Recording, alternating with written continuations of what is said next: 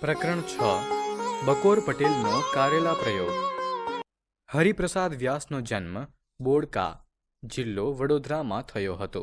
તેમણે એક ઇન્સ્યોરન્સ કંપનીમાં મેનેજર તરીકે સેવાઓ આપી હતી. તેમણે બકોર પટેલ અને શકરી પટલાણી જેવા પાત્રોનું સર્જન કર્યું હતું. બકોર પટેલ 30 ભાગ, લંબોદર શર્મા, શ્રીમાન ભોટવા શંકર અને ચીનના શાહુકાર, તેમજ પરદુખ ભંજન પશાકાકા તેમની જાણીતી રચનાઓ છે. તેઓ બકોર પટેલ અને શકરી પટલાણી જેવા લોકપ્રિય પાત્રોના સર્જક તરીકે ઓળખાય છે. બકોર પટેલને કેન્દ્રમાં રાખી રચાયેલી આ વાર્તા આપણા રોજિંદા જીવનની સહજ ઘટનાઓમાંથી ઉદ્ભવતા હાસ્યને સંવેદનશીલ રીતે રજૂ કરે છે. પાત્રોની ભાષા, વિચારધારા અને વર્તન એ બધું જ હાસ્યના માધ્યમથી જીવનની સામાન્ય બાબતો પર ચોક્કસ રીતે પ્રકાશ પાડે છે. એકવાર કોઈ ચોપાનિયામાં બકોર પટેલે કારેલાના ખૂબ જ વખાણ વાંચ્યા. એવું લખેલું કે કારેલા વારંવાર ખાવા, તેનાથી બહુ ફાયદો થાય છે, બીમારી આવતી અટકે છે, ખાધેલું હજમ થઈ જાય છે, ભૂખ લાગે છે, તાવ તરિયો આવતો નથી, કારેલા ખૂબ ખાઓ, અઠવાડિયામાં 2-3 વાર તો ખાવા જ ખાવા, કારેલાના જેવું ઓસડ બીજું એકે નહીં, શરીરમાં કોઈને કોઈ રીતે કડવાશ તો નાખવી જ જોઈએ. બકોર પટેલને જરા નવાઈ લાગી. કારેલામાં આટલા બધા ગુણ હશે એવો પોતાને ખ્યાલ નહીં. લાગે કડવા એટલે પોતે કદી ખાતા જ નહોતા. ખુશાલ ડોશીને એવો હુકમ કે બીજા શાક વારાફરતી લાવવા, પણ કારેલા કદી લાવવા નહીં. બકોર પટેલ બજાર જાય તો દુકાનમાં કારેલાનો ઢગ જોઈ નવાઈ પામે. આટલા બધા કારેલા તે કોણ ખાતું હશે એમ વિચાર કરે. ખાતા હશે કોઈ મૂર્ખાઓ એવું ધારે. અગર મૂર્ખા શાકવાળા નહીં વેચાય તો ફેંકી દેતા હશે એવું માને. પણ આ લખાણ વાંચી તે વિચારમાં પડી ગયા. મનમાં થયું કે આજ સુધી તો આ ફાયદાની વાતની ખબર જ પડી નહીં. ચાલો ત્યારે હવે આપણે પણ કારેલા ખાવાનું શરૂ કરો. તે દિવસે તેમણે કારેલા જ મંગાવ્યા. ખાધા. કોણ જાણે કેમ આજે એમને બહુ ભાવ્યા. બીજે દાડેય મંગાવ્યા. ખૂબ ખાધા. એમને એમ પટેલનો કારેલા ખાવાનો શોખ વધતો ગયો ને તેઓ જાણે કારેલા લટ્ટુ બની ગયા. મેથી વગેરે બીજી કડવી ચીજો પણ વધારે ખાવા લાગ્યા. એક દિવસ પટેલ ઓસરીમાં બેઠા હતા. તે વખતે ટપાલીએ ટપાલ નાખી.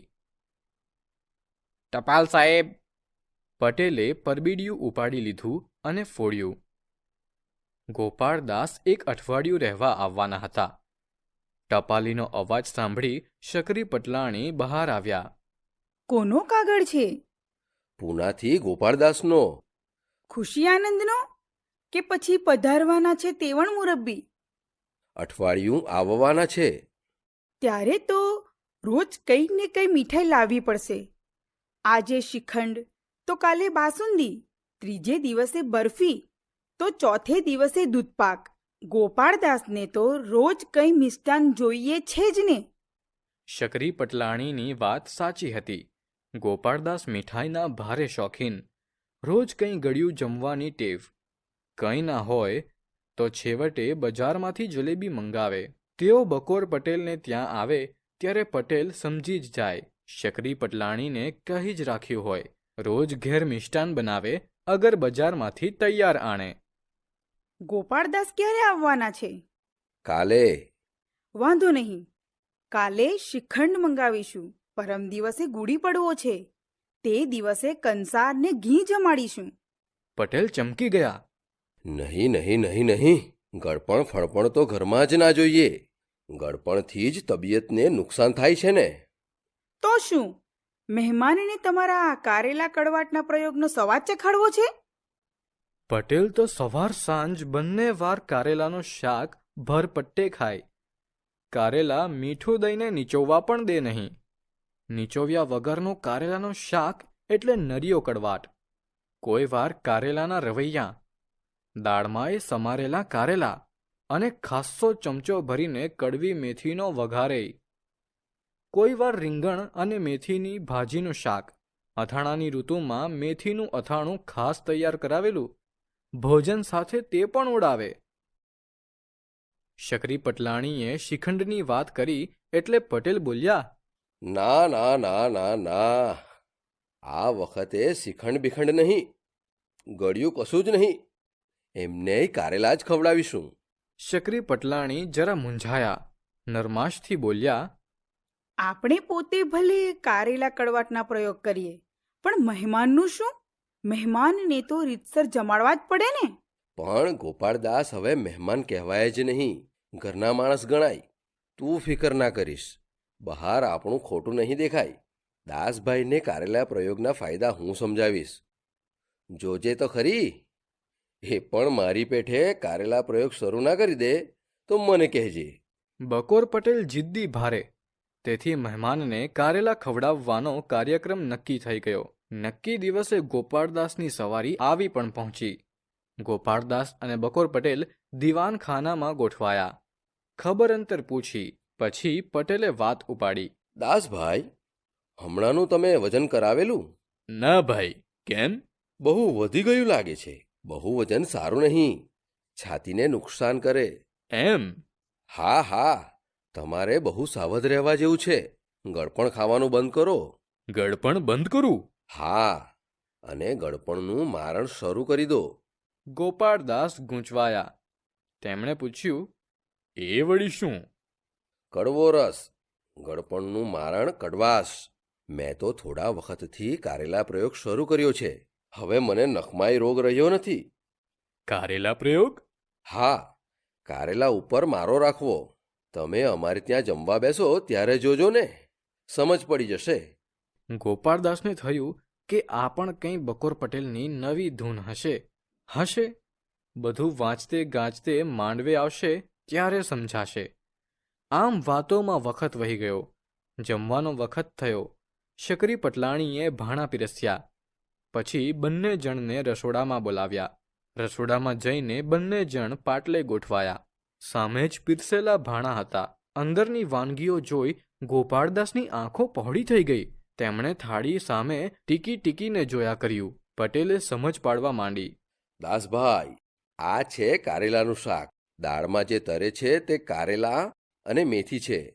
મેથીની કડવાશ પણ બહુ ગુણકારી, તેથી તો અમે મેથીનું અથાણું પણ નાખ્યું છે. આ પીરસ્યું છે તે મેથીનું અથાણું.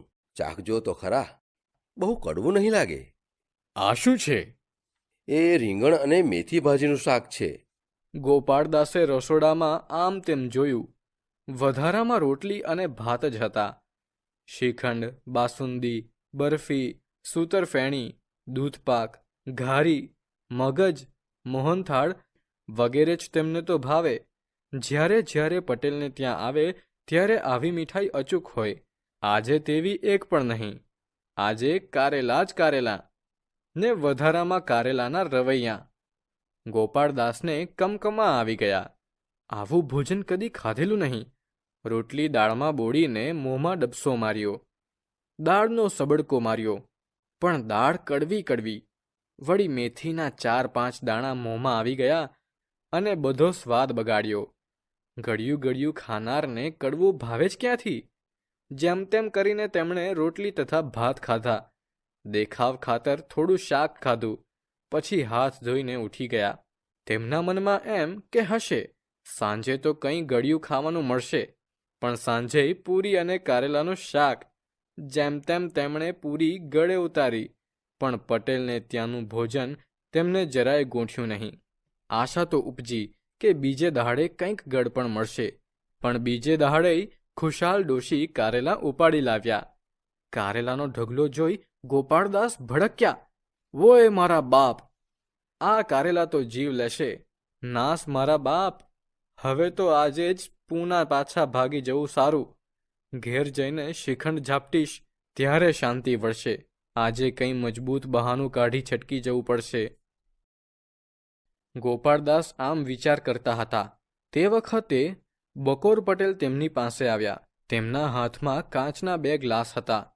તેમાં હતો લીલો લીલો રસ. લીલું પ્રવાહી જોઈ ગોપાળદાસના મોંમાં પાણી આવી ગયું. તેમને થયું, ચાલો આખરે કોઈ ફળનો રસ પીવાનો મળ્યો ખરો. હવે ગળપણથી મોં સ્વાદ થશે.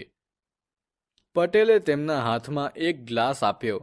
ગોપાળદાસે પૂછ્યું, શાનું શરબત છે? લીમડાનો રસ છે. આજે ઘૂડી પડવો છે ને, તો લીમડાનો રસ પીવો અને શુકન કરો. ગોપાળદાસ મનમાં બબડ્યા, નખુદ જાય તારું, આ તો ઉપરથી ગ્લાસ ગંજાવર. ગોપાળદાસનું મોં દિવેલ પીધા જેવું થઈ ગયું. તેમણે 2 હાથ આડા કરી જવાબ આપ્યો, ના ભાઈ સાબ, એ તો મારાથી નહીં પીવાય. અરે, આજે તો લીમડાનો રસ પીવાની મહિમા. આજે ઘૂડી પડવો. કડવો રસ પીવાની પ્રથા શરૂ થઈ તે કંઈ અમસ્તી જ થઈ હશે. વૈદકમાં કડવી ચીજો માટે કેવું કેવું લખ્યું છે. એનાથી ભૂખ ઉગડે છે, શરદી મટે, ગેસ થાય નહીં, પિત્તને કાપે, તાવ તર્યો દૂર ભાગે, એ અમૃત સમાન છે. પણ ગોપાળદાસને તો ઉબકો આવી ગયો. તેમણે રસ ના પીધો ને થોડી વારે અચાનક તાળી પાડીને તેઓ બોલી ઉઠ્યા, પટેલ સાહેબ, મુદ્દાની વાત તો ભૂલી ગયો. કઈ? મારે ત્યાં કલકત્તાથી મહેમાન આવવાના છે. અરે, હું તો ભૂલી જ ગયો અને અહીં આવી પડ્યો. ગોપાળદાસે વાત જોડી કાઢી. પટેલે પૂછ્યું, ક્યારે આવવાના છે? કાલે સવારે. હમણાં જ નીકળવું પડશે મારે. ગોપાળદાસે જવાની તૈયારી કરી. પટેલ કહે, પણ જમીને જજો ને. ના, વખત જ ક્યાં છે, ફરી આવીશ ત્યારે જમીશ. ગોપાળદાસે કપડાં પહેર્યા, પછી બેગ લઈને તરત વિદાય થયા, ભાગ્યા. શકરી પટલાણી કહેવા લાગ્યા, તમે કંઈ સમજ્યા શેઠિયાજી? સાવ ખોટું બહાનું કાઢ્યું લાગે છે.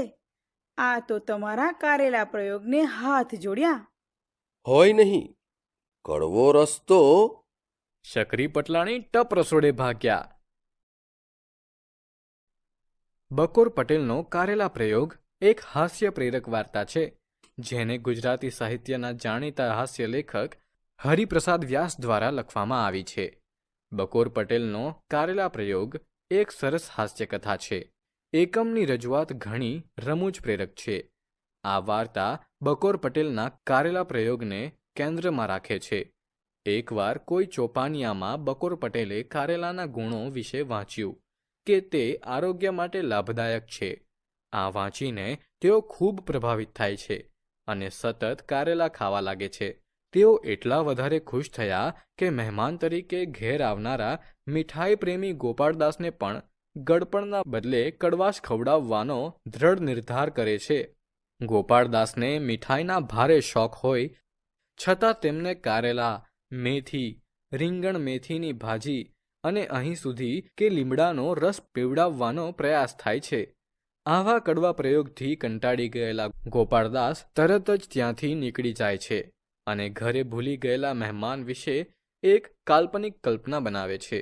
અંતે શકરી પટલાણીને ખબર પડે છે કે મહેમાન બકોર પટેલના કારેલા પ્રયોગથી હેરાન થઈને ભાગી ગયા.